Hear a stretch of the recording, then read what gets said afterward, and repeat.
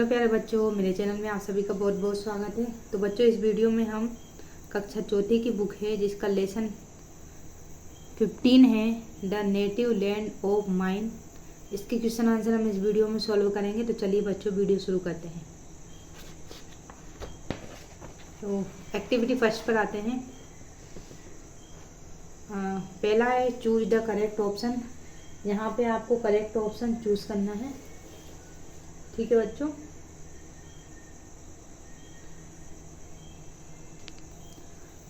तो पहला दिया गया है sees a rich and rare land. मतलब रिच यानी होता है बच्चों समृद्ध एक तरह से, और रेयर यानी होती है असाधारण, मतलब जिसके मुकाबले कोई नहीं। लैंड यानी भूमि। ऐसी कौन सी भूमि है जो बिल्कुल समृद्ध है और असाधारण है, ठीक है। तो उसको हम क्या बोलेंगे, उसको हम बोलेंगे बच्चों, हाँ इसमें दिया है she is rich and rare land, यानी कि यह या वह एक समृद्ध और असाधारण भूमि। The words rare here means, ठीक है। जो शब्द है रेयर, इसका मीनिंग बताना है, ठीक है। यहाँ पर इसका मीनिंग बताना है।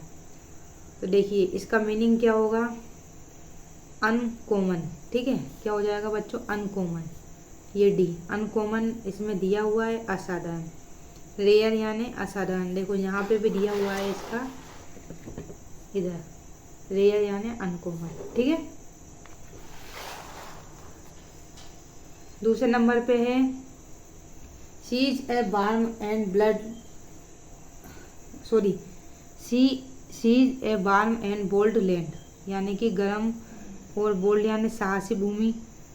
The words bold here means, यहाँ पे बोल्ड का मतलब क्या है, ठीक है। तो यहाँ पे आप लिख सकते हो ब्रेव एंड करेजियस, ठीक है। तो बोल्ड का मीनिंग यहाँ पे बच्चों हो जाएगा ब्रेव यानी साहसी, और एंड बहादुर भी बोल सकते हो आप इसको, एंड करेजस यानी हो जाएगा बच्चों वीर या साहसी, ठीक है। इसका मतलब बोल्ड का मतलब भी साहसी होता है, ब्रेव मतलब बहादुर होता है एक तरह से, ठीक है। और इसका मतलब भी करेजस का मतलब भी साहसी होता है। नेक्स्ट है बच्चों sees a rich and rare land, see here refer to our. मतलब यहाँ पे सी का मतलब क्या है, तो सी का मतलब इस जगह कंट्री से है, कंट्री यानी देश से है, ठीक है। तो हमारी भारत माता है, तो इसलिए हम उसको सी का यूज कर रहे हैं, ठीक है। नेक्स्ट है O, she is a fresh and rare land, यानी कि यह एक फ्रेश और सुंदर, फेयर यानी सुंदर भूमि है, ठीक है। तो द वर्ड्स ओ सो, यानी कि जो ओ है वो क्या बता रहा है, तो ओ जो है वो जॉय बता रहा है, ठीक है। क्या बता रहा है बच्चों, जॉय बता रहा है। तो यहाँ पे जो जो आंसर है आप इधर लिख सकते हो, ए, ठीक है। बी नंबर पे है आंसर द फ्लोइंग क्वेश्चन। यहाँ पे जो प्रश्न दिए गए हैं इनका हमें आंसर लिखना है। पहला है name the country in which we all live. Name यानी नाम, द कंट्री देश का नाम, इन विच यानी कौन सी, जिसमें वी ऑल लिव यानी कि जिसमें हम सभी रहते हैं। तो उस कंट्री या देश का नाम आपको बताना है। तो चलिए बच्चों, इन सब के क्वेश्चन आंसर मैं आपको बता देती हूँ।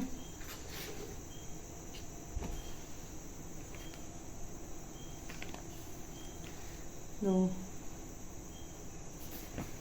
नींबू पानी वाला यहाँ से है, तो इसका आंसर यहाँ से हो जाएगा बच्चों, India is the name of the country in which we all live. तो नेम की जगह सिर्फ हमें इंडिया लिखना है, ठीक है।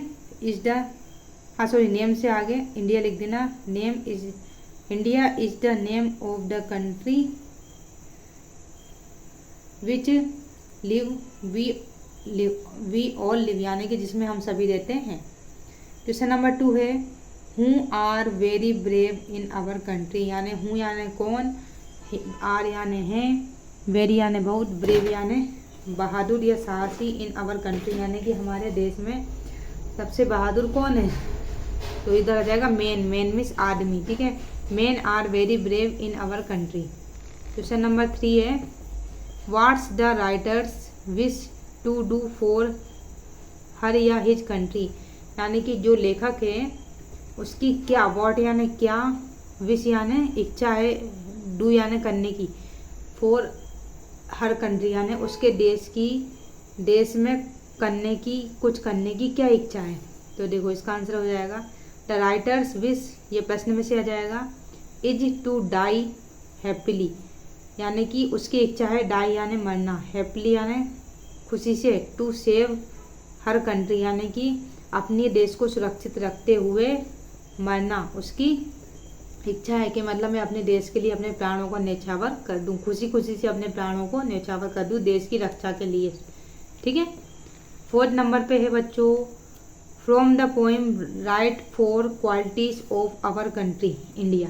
यानी कि इंडिया की आपको लिखना है, पोएम में से लिखना है, राइट यानी लिखना, 4 क्वालिटीज यानी कि 4 गुण हमारी कंट्री इंडिया के लिखना है। तो देखो यहाँ से आप लिख लीजिए, our country India is a rich, यानी कि हमारा जो देश है भारत वह अमीर है। रेयर यानी कि समृद्ध है।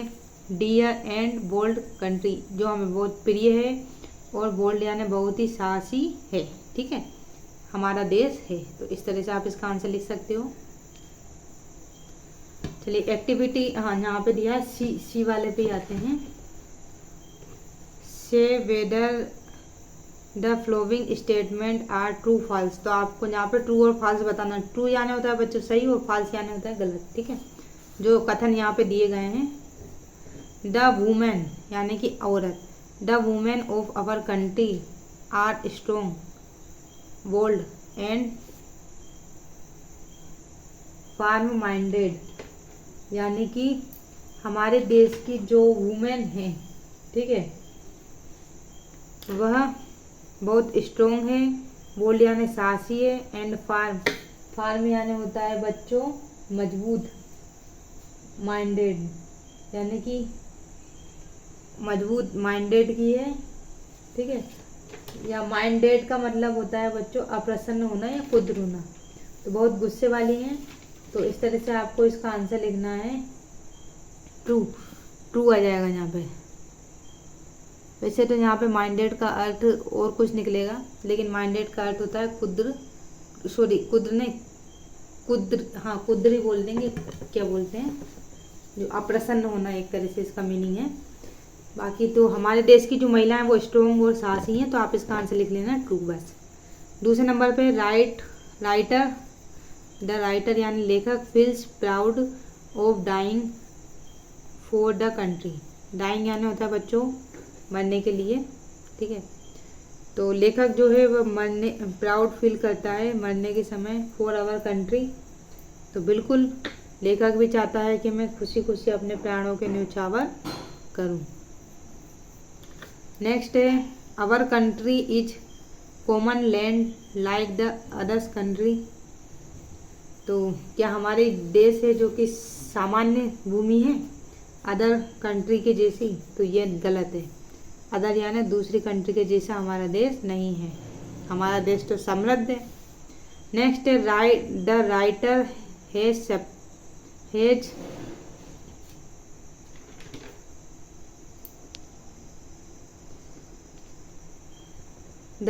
Has praised our country in the poem. तो मतलब बताना है राइटर जो है प्रशंसा करता है अवर कंट्री की, हमारे देश की। इस कविता में हमारे देश की राइटर जो है प्रशंसा करता है, एक तरह से तारीफ। तो ये आ जाएगा ट्रू। हाँ ठीक है। अब चलिए बच्चों, तो ये वीडियो मैं यहीं समाप्त करती हूँ। इसका नेक्स्ट पार्ट जल्दी अपलोड करूँगी। वीडियो अच्छी लगे तो लाइक जरूर करना। चैनल पर नए हैं तो प्लीज़ चैनल को सब्सक्राइब करना नहीं भूलना। मिलते हैं बच्चों नेक्स्ट वीडियो में, तब तक के लिए धन्यवाद।